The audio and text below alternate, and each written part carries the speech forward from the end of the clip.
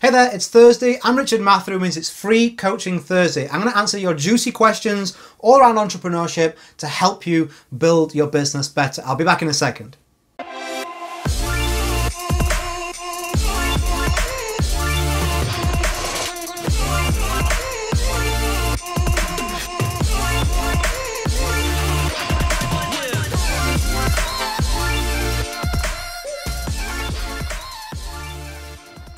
Okay, so let's take a look at the first question. The first question is it too late to start a blog and make money in 2018, 2019, 2020? It isn't really going to matter, Tom. I understand why you asked that question, because we often feel that when we begin our journey into anything new, such as blogging, YouTube, starting a business full stop, we quickly realize that people have had the same idea as us millions of times over. Okay, there's lots of blogs out there. There is lots of YouTube channels out there. There is lots more competition. And yes, you may think, well, hang on a minute. If there was less competition, wouldn't it be easier? Perhaps in a certain way, but there's always going to be competition arrive at a certain point when you're going to have to bat that out. So the fact there's already competition, it's kind of irrelevant. What always matters is, are you solving the problems of your desired audience? So think about the business and the reason why you wanted to create that blog. Think about that audience, Tom. Think about what it is that you want them to have help with. Why should they come to your blog? See, a lot of bloggers don't think about this. They're like, I want to make money, so I'm just going to put any old junk out there. Once I get the click, I'll then put AdWords on there. That's the mindset, a lot of people, right? That's the majority of your competition. The majority of your competition, the same with any human being in any habit, whether it's blogging, whether it's eating, whether it's sleeping, it's initial quick gratification. Right? They don't think about the long-term consequences. They don't think about building something big, something substantial. I want to eat pizza right now because it tastes good, it feels good, I'll start the diet tomorrow. They don't think about the habits they're setting up. Blogging is no different. What's the quickest way I can get AdWords on my blog? What's the quickest way I can make a book? Well, if that's your competition and you reverse engineer that and say, how can I be the person that solves this problem the best? You'll make way more money than them. Because you could then create your own product, you could then affiliate for a product from another provider, you could be an Amazon affiliate, you could use AdWords, whatever you want to do, right? You can monetize once you've got a loyal traffic and following. And the way you're going to build that loyal traffic and following is by serving them the best. What do you want to stand for? What do you want to help people with? Just because someone's already doing that doesn't mean they can't find you first. There are millions and millions and millions of people out there searching around for answers online. And just because someone is out there with 25,000 likes on their Facebook page, so what? There's millions more people up for grabs. There's people reaching an age where they suddenly decide they want to solve this problem. Let's say for making money, for example, and you were setting up a blog to do with teaching people how to start an online business. Well, there's going to be people that read a book, watch a movie, have a health scare, a death in the family, a birth in the family, just situational changes in their life that make them suddenly say, yeah, today's the day I'm going to start an online business. And these are entering the marketplace all the time. Why can't they find your content? Why wouldn't they get value from you? Stop trying to compete and be the best compared to everybody and carve out your own piece of the pie, gain some confidence and build from there. If you really focus on their needs, their problems, their solutions, you are going to build traffic, and with traffic you can always monetize and make money in any year. Okay, so let's look at question number 2. What are the main differences between the US and Europe online businesses? Well, obviously legalities beside, there's always legality differences in any business in various countries. I'm going to guess that you're asking me that question in terms of how can I sell better to a US or a UK European audience? It doesn't really change. One thing that I would say is it helps to have a native speaking voice in that area. Although saying that, I have a lot of American people follow me because they like my accent. So, that kind of shoots that one down. I would say if you're looking to kind of bring somebody into a business where they have to kind of partner with you, maybe a network marketing business or consultancy, something like that, they like to tend to see something they can relate to.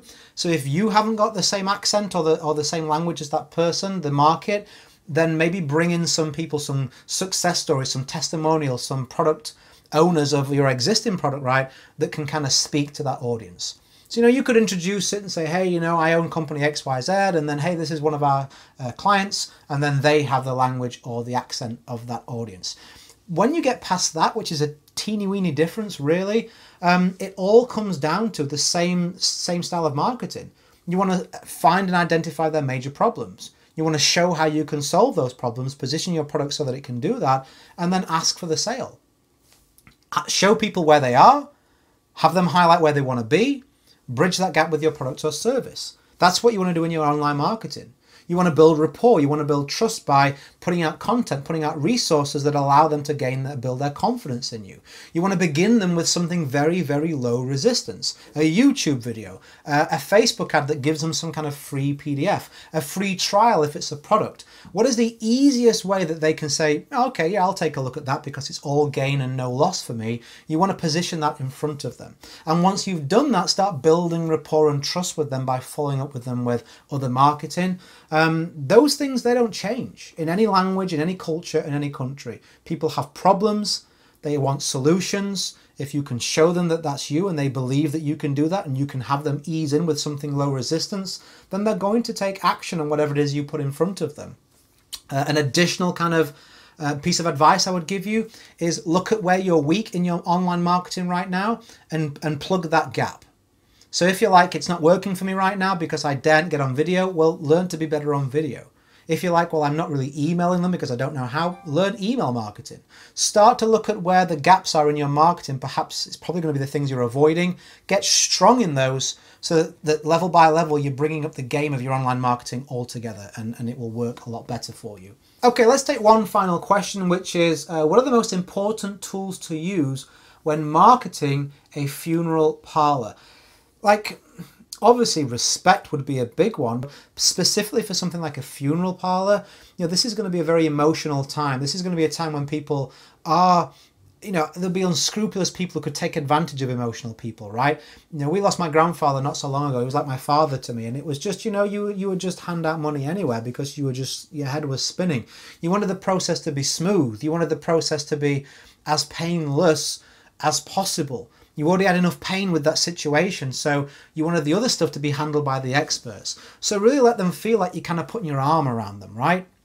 Show the personal side of what you've got. Show the ethics of what you've got. Show the fact that you respect the people, you know, their loved one that you're going to pick up and get ready for the ceremony. Show that you don't accept any problems and that they're not going to have to think about that. You know, walk them through the process. You know, we'll come out to you at a time at your home, wherever you see fit. We'll take all the arrangements in one sitting, and then it will be done. It's going to be smooth. It's going to be seamless. You'll have a point of contact should you want to make changes. You know, you get a guarantee and all of this. So really just allow them to kind of feel that they're going to be looked after. Those from personal experience would be what I would think of as what they're mainly looking for, right? And then give them an easy way to learn about that. You know, we have a free proposal that we can send you, which walks you through exactly how we do business. Enter your email here and we'll send you that through to see if you want to consider us for your funeral needs. So it's a very low resistance way for them to say, well, yeah, I may as well find out more. And then in that package, you can highlight and expand on those points.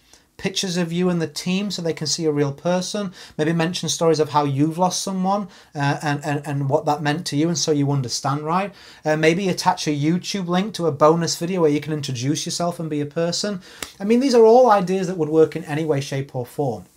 Online marketing isn't that complex. It's difficult to get all the pieces right, but if you understand the foundations of and if you put the corners in first and then the outline and you have the picture to follow, the rest of it gets a lot easier. So just do these like fundamentals in your online marketing. Identify the issues that may be stopping people from buying from you or joining you or booking an appointment or whatever it may be. How can you show that you can overcome them with what you're providing? How can you identify and show you understand where they are? How can you show and identify and understand where you know they want to be with your product or service? Showcase that with some content, with your advertising, with your marketing, with videos, with email. Build that relationship once you've got that point of contact and email information, so you can send them regular updates and show and share with them what you're able to do. And then allow them a very low, easy, little friction offer to get started with you or find out more so they can take the next step and feel totally confident and comfortable in that. Again, very important for something like a funeral parlour that's dealing with loss and emotion. But even if you're selling the latest widget, the latest gadget, the latest supplement, the latest consultancy appointment, You know, these things are fundamentals that cannot be changed. And I hope that the little bit of education I've given you there, regardless of your business, funeral parlour or not, has made you think, oh yeah, do I do enough of that? Should I do more of that? Can I do better in those areas? And the other questions that I've answered. So we've gone for just over 10 minutes here. I think that's long enough for today. If you have a question about building a business, about starting a business, about scaling a business, I can help you. I got a whole bunch of useful information between these ears, right? You can find a bunch of it at richardmatharoo.com. There's a whole bunch of free stuff for you there. But if you have a specific question, why on earth would you suffer and wonder and think? I can give you an honest input. You may go, that's a lot of rubbish. I'll ignore that. But it may be the breakthrough that you're looking for. Stick me a comment beneath it. I do come back to the comments. I will answer them in a future episode for you. If you like the video, like the video. I hope you've gained something useful from this last 10 minutes. Go create a day in a life that counts. Always have more desires than excuses. And I'll catch up with you another training really soon. Bye for now.